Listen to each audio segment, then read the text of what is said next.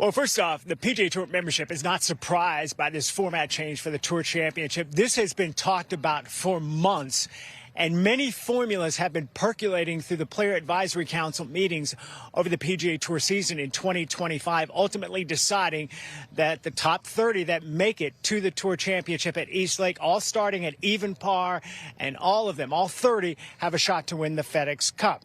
Now, Scottie Scheffler is part of the Player Advisory Council that helped formulate this decision, and you might say that this affects him the most. I mean, if you look at last year, he came to East Lake with the advantage, the lead over the rest of the field in the FedEx Cup standings and in the Tour Championship.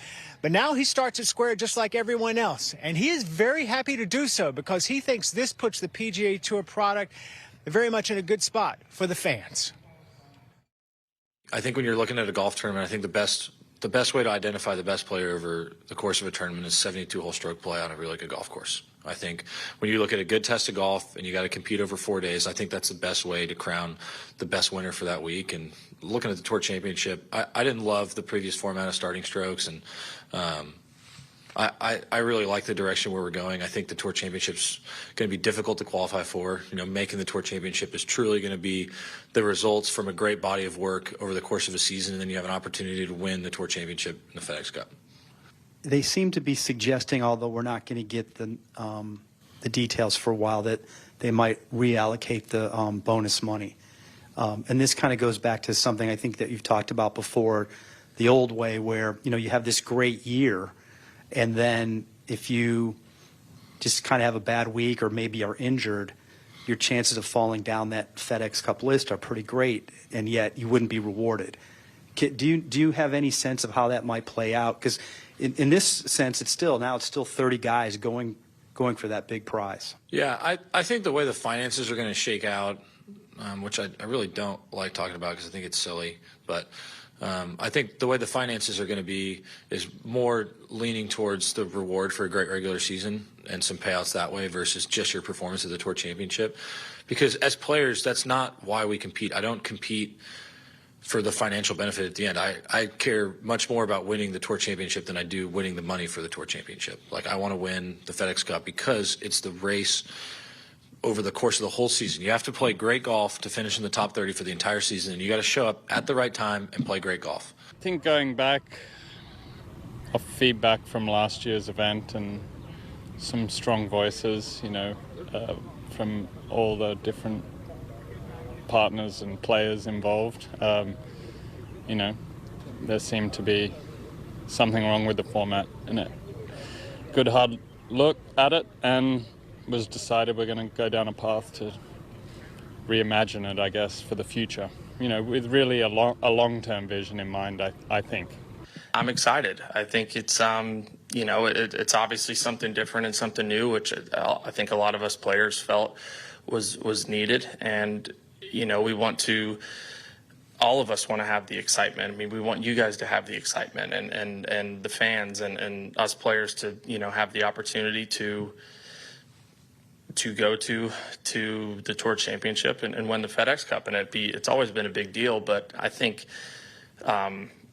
players are starting to just realize how much harder it is to get to the Tour Championship than maybe any of us realize, to where I think we're fully understanding and grasping that if you're at the Tour Championship and you're at that final event, then you have all the right in the world to walk away with the FedEx Cup. So I think that's you know, something I know that I'm behind, and I think a lot of people are. Yeah, I mean, I think the biggest thing they need to look at is tee times. You know, I think it's since it is sort of like anyone can win it because we're all at even par. I think, you know, let's just use Scottie for an example here, since he likes to win a lot, and Rory. You know, if those two are 1 and 2 going in, for them to tee off at 2 p.m. on Thursday and Friday doesn't seem like a good advantage to me. So I think, you know, mixing up the tee times is going to be an important thing. Going off last every day is not an advantage, so especially starting a tournament.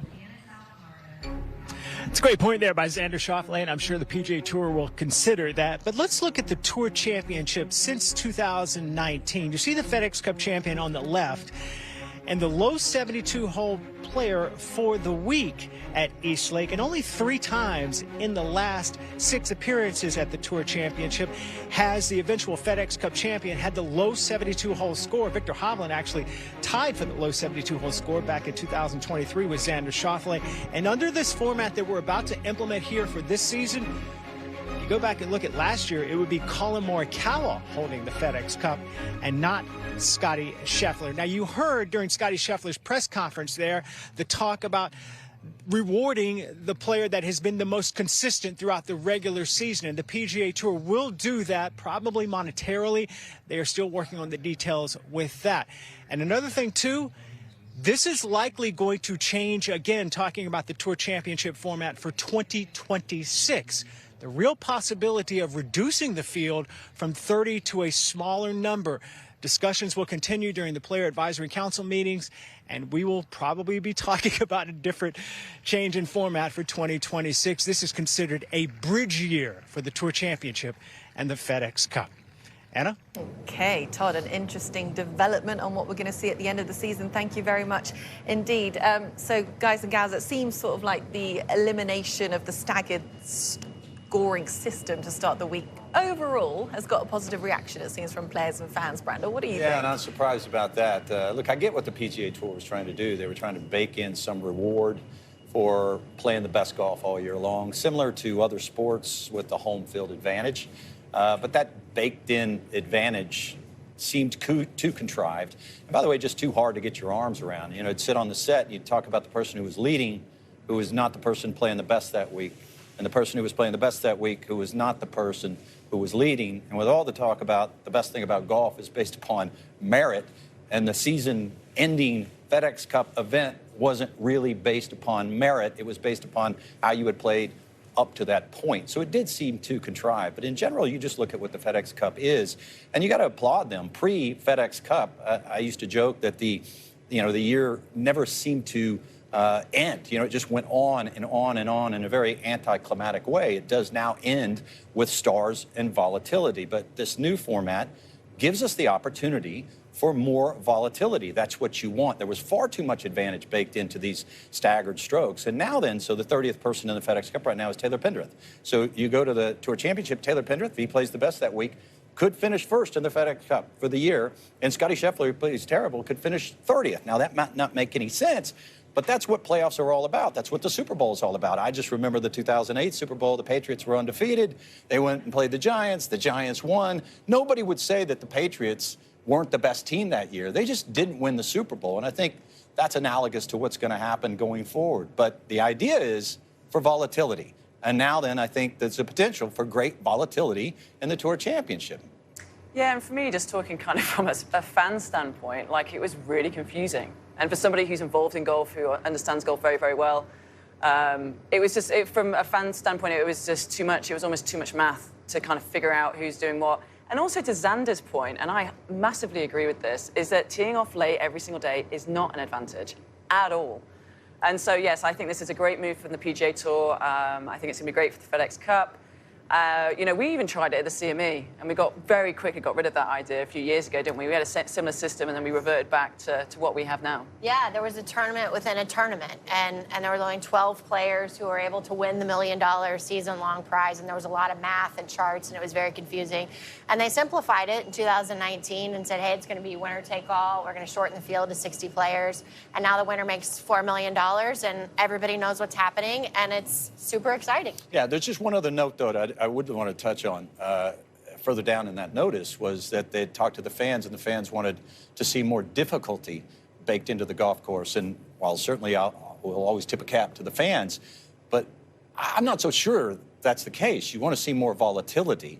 You just look at the back nine at Augusta National, where you have the hard holes are hard and the easy holes are easy, and you got room for up and down that leaderboard. That's exciting. So the way I read the announcement was that the tour was considering making the golf course more difficult, maybe more risk-reward holes, but what I didn't read was more volatile. So, you know, you want a lot of movement, a lot of potential on that back nine for crazy moves up and down that leaderboard, and hopefully they'll get that recipe right.